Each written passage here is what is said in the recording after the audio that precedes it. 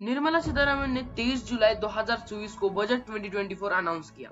जो negative reaction जनता से मिला वो कुछ अलग ही लेवल का था। सरकार के ऊपर कुछ मीम बने और जनता की तरफ से नफरत भी बहुत मिली। सवाल ये उठता है कि सच में यह बजट इतना बुरा था? चलिए आइए समझते हैं इस वाली वीडियो से। दोस्तों, आप यहाँ पर देख सकते हैं कि कैसी सरकार हमारे ऊपर टैक्स लगाती है।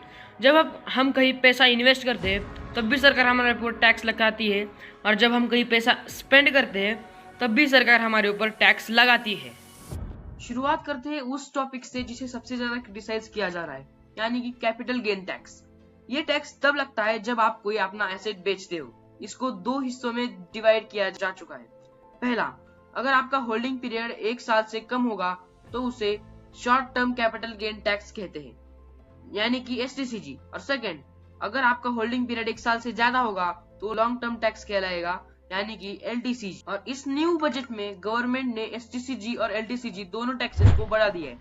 STCG पहले 15% था, अब उसको बढ़ाकर 20% कर दिया गया है, और LTCG पहले 10% था, उसको बढ़ाकर 12.5% कर दिया गया है। इसी के साथ गवर्नमेंट में एग्जेम्पशन बजट लिमिट भी बढ़ा दी गई है। ये पहले 1 लाख थी, अब इसे बढ़ाकर 1,25,000 कर दिया गया है। यानी कि अगर आप 1,25,000 से कम कमाते हैं तो आपको टैक्स बिल्कुल भी नहीं लगेगा। अब जाहिर सी बात है कि लोग जो स्टॉक मार्केट और म्यूचुअल फंड्स में इन्वेस्ट करते हैं उनके लिए ये बुरी खबर है, और वो गुस्सा भी होंगे क्योंकि उनके लिए ये सीधे तौर पर नुकसानदायक है। इसके अलावा जो लोग फ्यूचर्स और ऑप्शंस में ट्रेड करते हैं उनके लिए भी एक बुरी खबर है, क्योंकि उनके लिए भी एक सिक्योरिटी ट्रांजैक्शन टैक्स लगता है जो कि बढ़ा दिया गया है। फ्यूचर्स पर पहले टैक्स लगता था 0.0125% से, अब वो बढ़ाकर कर दिया गया है 0.02%। और पहले ऑप्शंस में ये टैक्स लगता था 0.0625%, अब ये बढ़ाकर हो गया है 0.1%। तो क्या जस्टिफिकेशन हो सकती है सरकार की तरफ इस टैक्स को बढ़ाने की? इसका जवाब छुपा है दोस्तों शायद से इकोनॉमिक सर्वे 2024। निर्मला सीतारमण ने 22 जुलाई को इसको प्रेजेंट किया था, यानी कि बजट प्रेजेंट करने के एक दिन पहले। सर्वे के पेज नंबर 65 पे सिंपल शब्दों में यह लिखा है, if equity markets claims on the real economy are excessively high, it's harbinger of market instability rather than market reliance. अगर इसे सिंपल शब्दों में कहा जाए तो मार्केट का एक बबल सा हो रहा है। सरकार को जब भी क्रिटिसाइज किया जाता बेरोजगारी जैसे मुद्दों पर, तब सरकार कहती है स्टॉक मार्केट देखो कितना ऊपर जा रहा है, वो भारत का विकास ही तो है। अब सरकार कुछ और कहती है, अगर स्टॉक मार्केट ऊपर जा रहा है तो वो मार्केट की इंस्टेबिलिटी हो सकती है। फ्यूचर्स एंड ऑप्शन बहुत रिस्की है, इसके चक्कर में बहुत से लोग बहुत लाखों रुपए गमा बैठ चुके हैं लालच के चक्कर में। इसके अलावा एक इंटरेस्टिंग बात सामने आई है, सरकार ने इस बजट में बेरोजगारी के बारे में डिटेल में बात की है। चलिए हम इसे समझते हैं।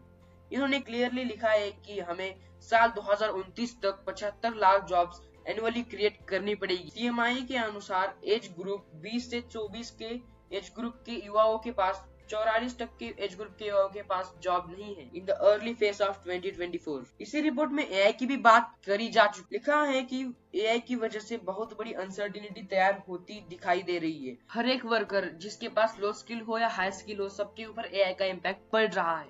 इन सब से हटकर अब हम बात करते हैं एंजल टैक्स। एंजल टैक्स मतलब जो टैक्स जो लगाया जाता है जब भी स्टार्टअप्स अपने फ्रेश शेयर इशू करते हैं अपनी कंपनी के फेयर मार्केट वैल्यू से ऊपर के प्राइस पर। ये टैक्स पूरी तरीके से हटाया जा चुका है, और कांग्रेस लीडर्स का यह कहना है कि ये डिमांड उन्होंने सालों से कर रखी थी, और ये बात उनके मैनिफेस्टो में भी लिखी जा चुकी है, और ये बात बहुत ही अच्छी है कि सरकार ने ये चेंज किया। फिर आते हैं इनकम टैक्स के ऊपर, जहाँ पर छोटे से माइनर चेंजेस कर दिए जा चुके हैं जिससे मिडिल क्लास का फायदा हो।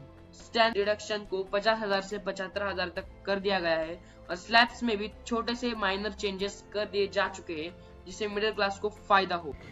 यहाँ पर आप देख सकते हैं कि कैसे छोटे छोटे चेंजेस कर दिए जा चुके हैं जिससे फायदा हो सके। मोटा मोटा अगर देखा जाए तो इसमें मिडिल क्लास के फायदे की बात हो चुकी है। एक और बात, अगर इनकम 15 लाख होगी तब भी 30% टैक्स लगेगा, और अगर इनकम आपकी 1 करोड़ और 2 करोड़ होगी तब भी आपको 30% ही टैक्स लगेगा। इसे देख के तो ऐसा लगता है सरकार बस गौर गरीबों से ही टैक्स वसूल कर रही है और अमीरों से टैक्स बिल्कुल भी नहीं ले रही है। बजट डॉक्यूमेंट में दिखाई देता है कि सरकार के पास 19% पैसा इनकम टैक्स से आता है, 70% पैसा कॉर्पोरेट टैक्स से आता है, और 18% टैक्स GST टैक्स से आता है। दोस्तों आप यहाँ पर देख सकते हैं कि कैसे 2015 से कंपनी पे लगने वाला टैक्स कम होता जा रहा है और इनकम टैक्स बढ़ता ही जा रहा है। Corporate of income tax chart. अब चलते हम अपने आखिरी पॉइंट पे, जिसे बहुत ज्यादा क्रिटिसाइज किया जा चुका है, जो कि है स्टेट वाइज डिस्ट्रीब्यूशन। इस बजट में आंध्र प्रदेश और बिहार में सबसे ज्यादा पैसा एलोकेट किया जा चुका है बाकी स्टेट्स के मुकाबले में, और 15,000 करोड़ दिए जा चुके हैं कैपिटल अमरावती को और 60,000 करोड़ दिए जा चुके हैं बिहार को डेवलपमेंट के लिए। बिहार में बहुत ज्यादा पैसा दिया जा चुका है। इन सब में आपको देश के बढ़ती गरीबी का चार्ट दिखाना चाहूंगा।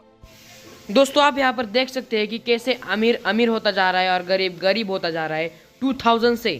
इस इशू को खत्म करने के लिए सरकार को मिडिल क्लास की ग्रोथ के ऊपर फोकस करना चाहिए।